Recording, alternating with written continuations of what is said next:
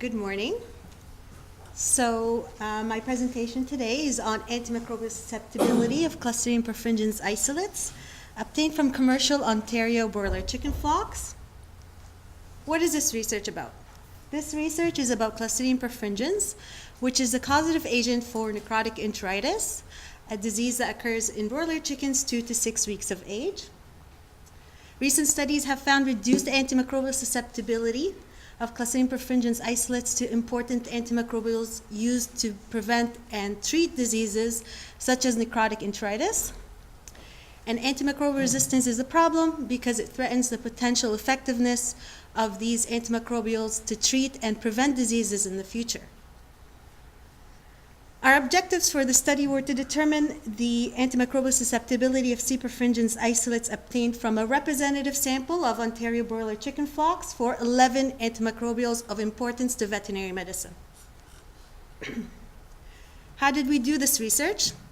Using a cross-sectional study design, we visited 6 Ontario processing plants and collected 5 samples of intestinal content from 15 birds per flock from 231 flocks.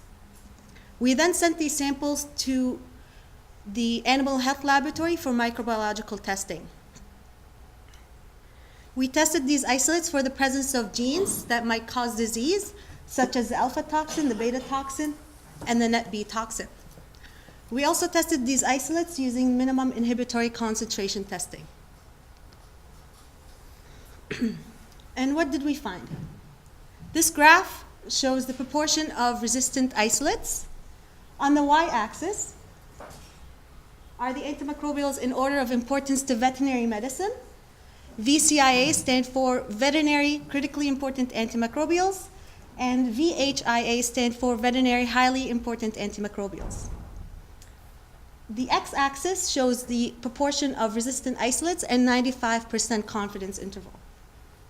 We see here that a high proportion of isolates were resistant to bacitracin, and a moderate proportion of isolates were resistant to ciftiofur, erythromycin, tylosin, oxytetracycline, and tetracycline. A low proportion of isolates were resistant to penicillin and clindamycin and tylosin. Sorry, tylosin had a low proportion of resistance. This graph shows the proportion of multi-class resistant isolates defined as resistance to 3 or more antimicrobial classes. For example, if an isolate was resistant to amoxicillin and penicillin, that was defined as resistance to 1 antimicrobial class. And if the isolate was resistant to tetracycline and penicillin, that was defined as resistance to 2 antimicrobial classes.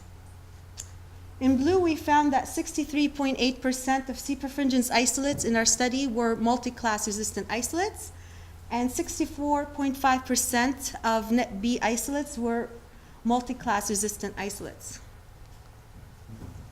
What's our take-home message? In this study, we found that Clostridium perfringens isolates were resistant to 8 antimicrobials of importance to veterinary medicine, including those commonly used in the feed, such as bacitracin. This stresses the importance of future studies that focus on finding alternatives to antimicrobial use. To conclude this presentation, I'd like to thank my advisor, Dr. Michelle Guerin, and my committee members, Dr. Scott McEwen, David Pearl, Georgia Slavic, and Andreas Boyker for their contribution to this research. And I'd like to thank our project funders and collaborators on this project.